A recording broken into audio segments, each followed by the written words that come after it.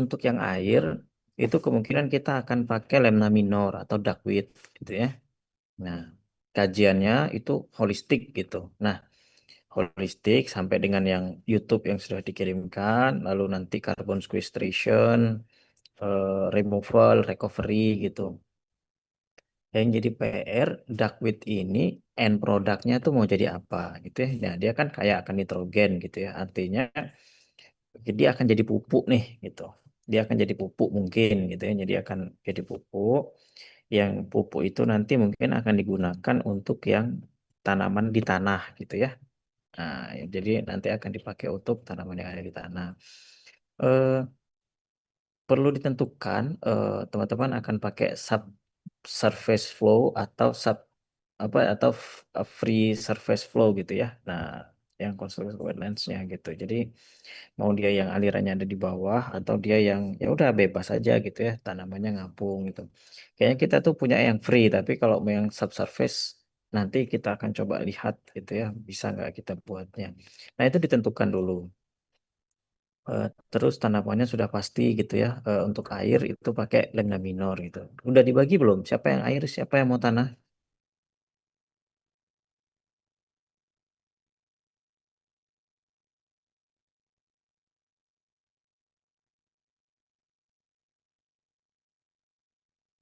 Oke. Nah, siapa lagi yang tertarik ke air?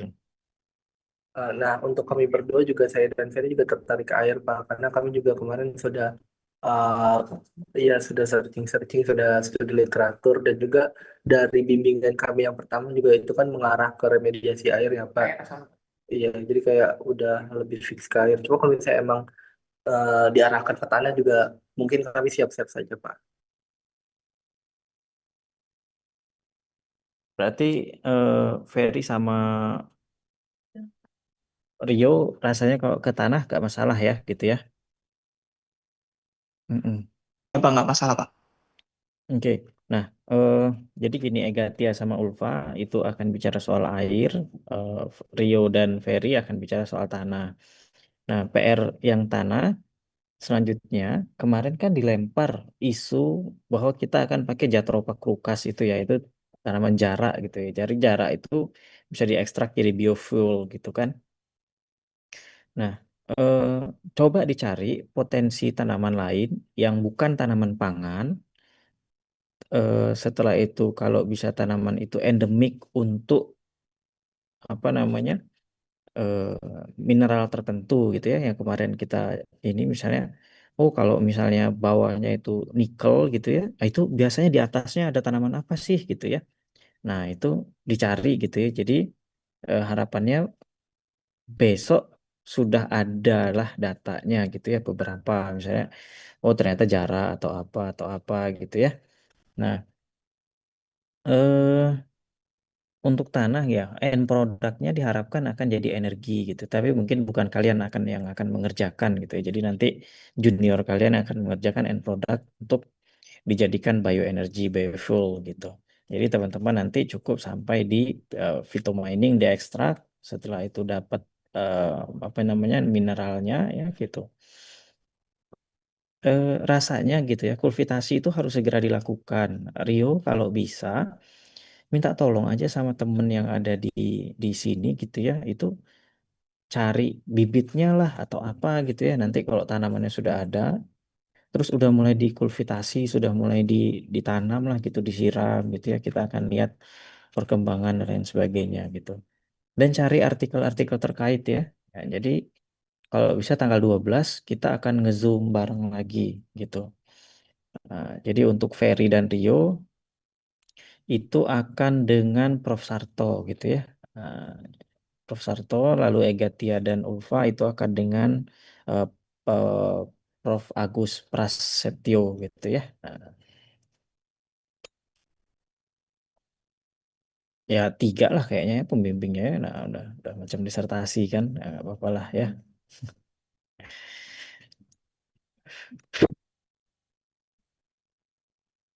Nah, jadi PR kita ya, yang pertama ingat ya, kita cari tanaman endemik yang biasanya ada di atas-atas indigenous people, ingenious plants yang ada di atas nikel gitu ya, nikel atau kita mau apa nih? Kalau REE itu yang paling mahal itu neodymium. Itu biasanya tuh dipakai jadi magnet magnet permanen gitu ya, yang tidak bisa hilang sifat kemagnetannya. Neodymium tuh mahal gitu dibanding dengan cerium dan lain-lain gitu. Nah, jadi nanti teman-teman cari dulu nih kira-kira apa apa yang mau di ini gitu. Apa yang mau di mining gitu. Kalau rekomendasi dari saya tuh neodymium, tapi neodymium pun eh, mahal ininya ya, apa namanya? Yang teknisnya tuh mahal, termasuk mahal menurut saya gitu. Jadi nanti kita akan diskusi lah lebih lanjut eh, dengan masing-masing promotor atau pembimbing gitu ya.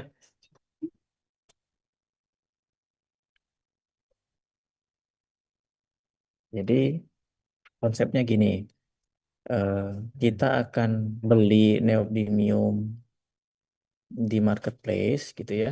Lalu kita larutkan ke air. Air itu akan kita siram ke tanah. Jadi neodymiumnya itu akan pindahkan ke tanah gitu ya. Nah, di tanah itu nanti kita akan tanam pohon tertentu gitu yang hyperakumulator.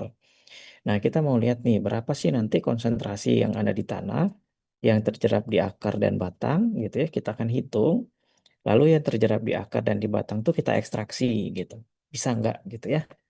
Nah, itu aja konsepnya. Nah, untuk yang apa namanya, yang tanah ada pertanyaan nggak?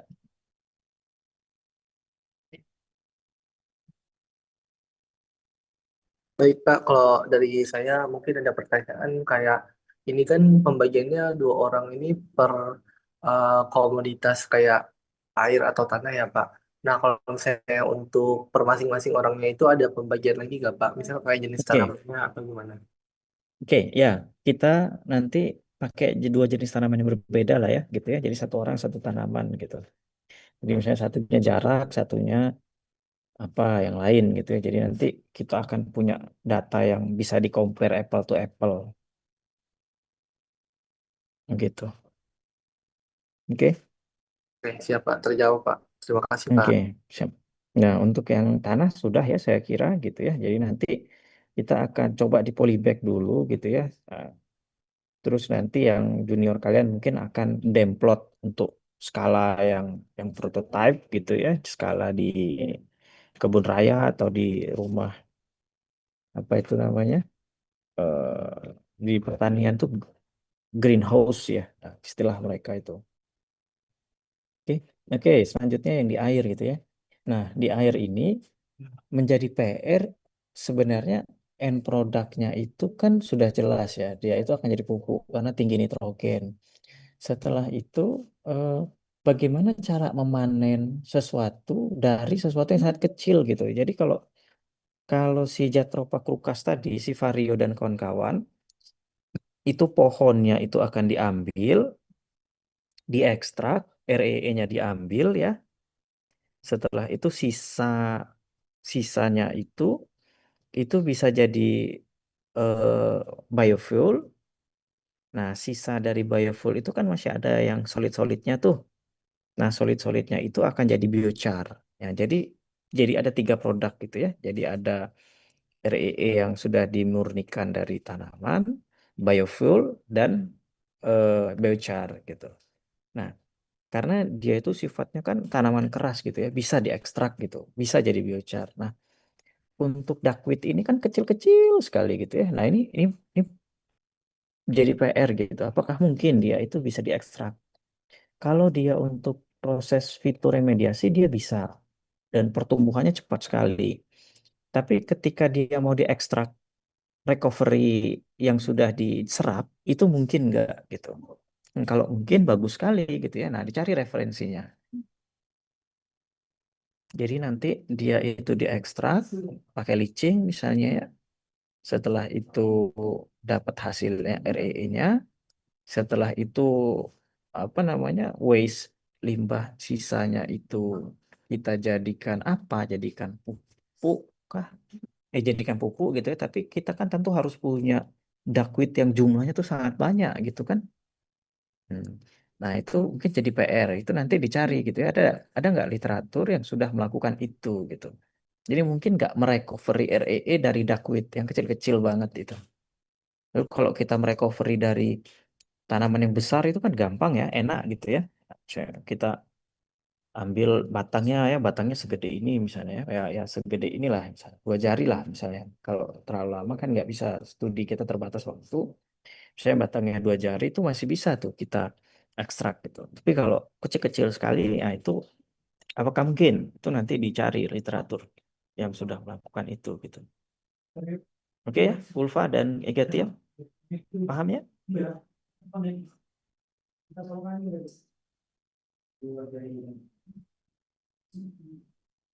Sip, sip. Oke. Kita paralel ya. Nanti ya harus kebetulan lah. Kita akan pakai standar yang lebih tinggi, gitu kan. Pembimbingnya juga ada 3 gitu ya. Nggak apa? Ya, nanti barangkali saya yakin kalau mau lanjut langsung S3 atau S2 itu akan langsung di ACC itu. Ya.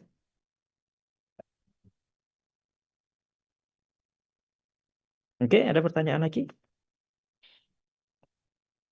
Izin bertanya Pak, kalau untuk sumber tanahnya sendiri itu apakah bebas dari mana dan apakah ada ketentuan spesifikasi tanahnya gitu? Eh, misalnya kalian mau ngambil neodymium. Neodymium itu paling banyak terasosiasi dengan tanah apa? Dicari gitu ya. Nah, jadi diasosiasi dengan misalnya dia tuh terasosiasi dengan lempung misalnya, tapi saya nggak yakin tuh. Nah, nanti kita pakai lempung, tapi di atasnya itu kita pakai nanosilika, humat gitu ya, supaya huru haranya tuh tinggi, supaya tanamannya tuh bisa makin rakus lah untuk menyerap si neodymium di tanah tadi gitu. Nah, kan RE itu kan rasanya tuh tidak ada di Lampung ya. Atau maksudnya saya nggak tahu ada informasi RE itu ada nggak di Lampung. Tapi di Kalimantan, di sana itu kan banyak ya. Jadi kita lihat biasanya RE itu terasosiasi dengan tanah apa. Jadi tanah itu yang akan kita ambil, kita gunakan gitu. Oke, paham Ferry? Paham Pak? Sip.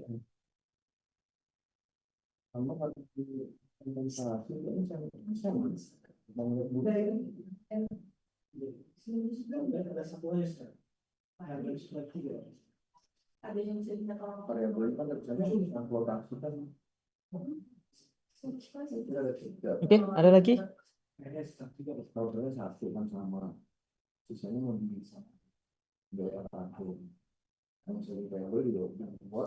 Tidak ya?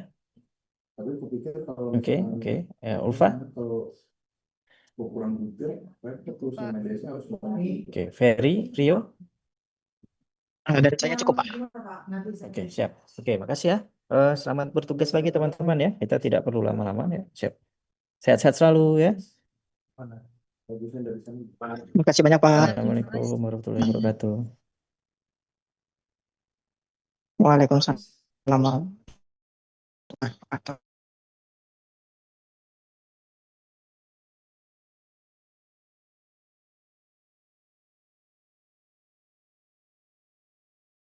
Makan siang. Makan siang. Ambilin.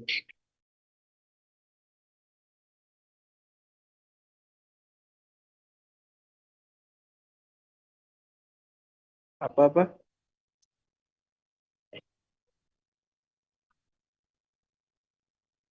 Oh, iya, iya, benar-benar. Benar-benar. Ntar, ntar kita tanya ya.